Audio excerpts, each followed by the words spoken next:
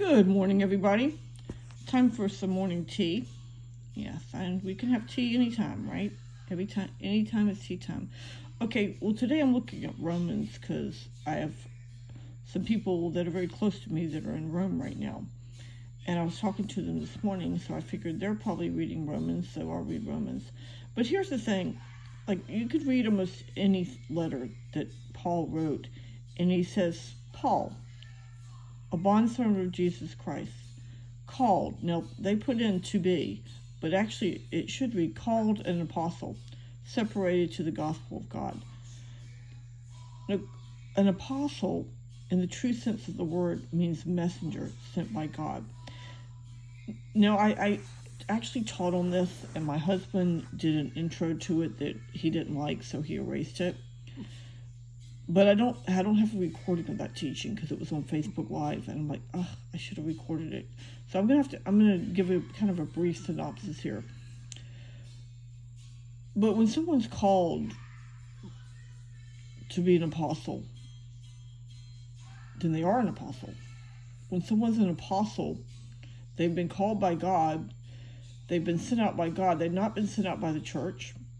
They've not been sent out by themselves. However, when Jesus said, through his Spirit, the Holy Spirit, to a group of believers, he said, separate from me Paul and his buddy for the work of the gospel. Separate Saul and Barnabas, and later it would separate Saul and Silas. Separate them. Well, what does that mean? Does that mean they were no longer going to stay there with the other believers? They were no longer going to travel and eat and drink with all the believers. They were being sent out. He says, for a purpose. I'm sending them to the Gentiles. And they fasted and they laid hands on them. This is back in Acts. And then they sent them out. Now, they may have given them money, but it said they sent them out by the power of the Holy Spirit. Okay. It wasn't their choice, necessarily.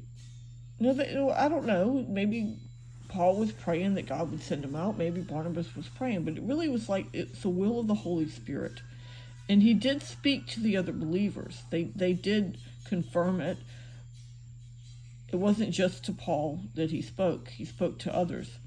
God spoke to everyone there. He confirmed it to everyone else. But here's the thing, the idea originated with God. And I think that when someone's a true apostle,